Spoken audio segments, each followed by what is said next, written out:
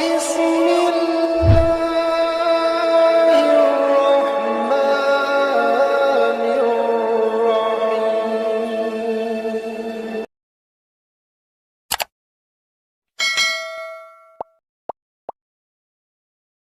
Bismillahi wa bihamdih. Assalamualaikum warahmatullahi wabarakatuh. Alhamdulillahil wahidil ahad, al-fardus samad, alladzi lam yalid wa lam yulad wa lam yakul lahu kufuwan ahad. Jazallahu anna sayyidana Muhammadan sallallahu alaihi wasallam ma huwa ahluh. La haula wa la quwwata illa billah, amma ba'du. Para pendengar channel Dalang Takdir rahimakumullah, pada kesempatan kali ini Al-Fakir akan melanjutkan pembahasan dari kitab Al-Hikam karangan dari Syekh Ibnu Athaillah As-Sakandari, yaitu Min alamatin nujhi fin nihayatir ruju'i ilallahi fil bidayati. Tanda akan berjaya pada akhir perjuangan adalah kuat menyerah diri atau berserah diri kepada Allah Subhanahu wa ta'ala di awal perjuangan. Man asyraqat bidayatuhu asyraqat nihayatuhu. Barang siapa yang berhasil pada permulaannya akan berhasil pula insyaallah dalam kesudahannya. Hikmah ke-34 ini merumuskan intisari ke semua kalam hikmah yang diuraikan terlebih dahulu. Berserah diri kepada Allah Subhanahu wa ta'ala, bertawakal kepadanya, dan mengembalikan segala urusan kepadanya adalah jalan untuk mendekati Allah Subhanahu wa ta'ala. Semua ini boleh diibaratkan sebagai kendaraan, sementara ilmu dan amal diibaratkan sebagai roda. Siapa yang hanya membina roda tetapi tidak membina kendaraannya, maka dia akan memikul roda, bukan menaiki kendaraan. Dia akan keletihan dan berhenti di tengah jalan sambil asik bermain-main dengan roda bagaikan seorang anak-anak. Persoalan menyerah diri sering menimbulkan kekeliruan kepada orang yang berlarut membincangkan mengenainya. Suasana hati dan derajat akal mengeluarkan berbagai uraian tentang berserah diri kepada Allah Subhanahu wa ta'ala. Ada orang yang beranggapan berserah diri adalah berpeluk tubuh, tidak melakukan apa-apa. Ada pula yang berpendapat orang yang berserah diri itu hidup dalam ibadah semata-mata, tidak mempedulikan kehidupan sehariannya. Banyak lagi anggapan yang berpendapat yang dikemukakan dalam menjelaskan mengenai berserah diri. Sifat orang yang berserah diri adalah merujuk sesuatu perkara yang diperselisihkan kepada Allah Subhanahu wa ta'ala. Mereka tidak terlarut berpegang sesuatu pada satu paham yang diperolehi melalui pemikiran atau pendapat orang lain.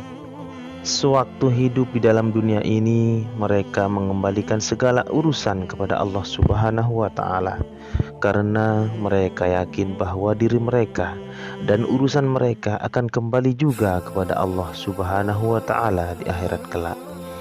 Perjumpaan dengan Allah Subhanahu wa ta'ala di akhirat menguasai tindakan mereka sewaktu hidup di dunia ini. Wa makhtalaftum fihi min syai'in fa hukmuhu ilallah dzalikumullahu rabbi alaihi tawakkaltu wa ilaihi unib. Dan katakanlah wahai Muhammad kepada pengikut-pengikutmu, apa juga perkara agama yang kamu perselisihkan padanya, maka hukum pemutusnya terserah kepada Allah. Hakim yang demikian kekuasaannya ialah Allah Subhanahu wa ta'ala.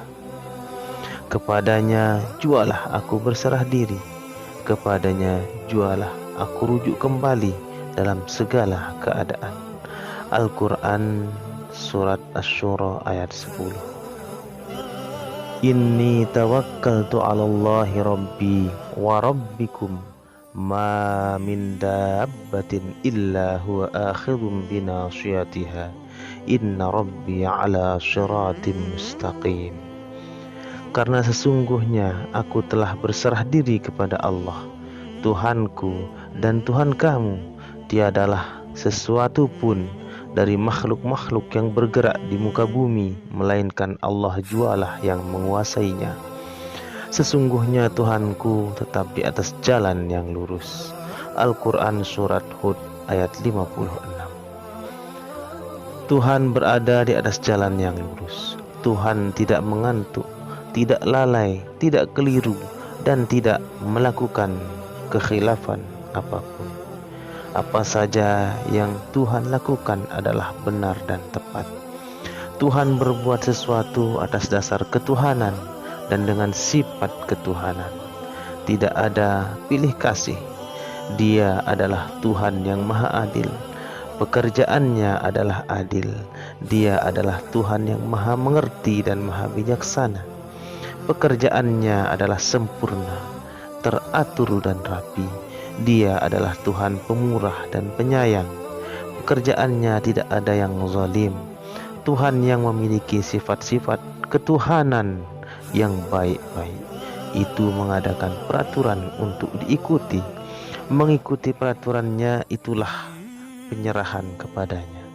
Nabi-nabi dan orang-orang yang beriman diperintahkan untuk menyampaikan kepada umat manusia apa yang datang dari Allah Subhanahu wa Ta'ala. Pekerjaan manusia adalah menyampaikan. Jika apa yang disampaikan itu tidak diterima, maka serahkan kepada Allah Subhanahu wa Ta'ala. Dia memiliki arsy yang besar yang memagari sekalian makhluk. Tidak ada makhluk yang dapat menembusnya. Arsy-nya adalah pagar qadar. Apa yang dia ciptakan dan tentukan untuk makhluknya dipagari oleh arsy-nya. Fa in tawallaw faqul hasbiyallahu la ilaha illa huwa alaihi tawakkaltu wa huwa rabbul arsyil azim. Kemudian jika mereka berpaling atau ingkar, maka katakanlah, wahai Muhammad, cukuplah bagiku Allah yang menolong dan memeliharaku.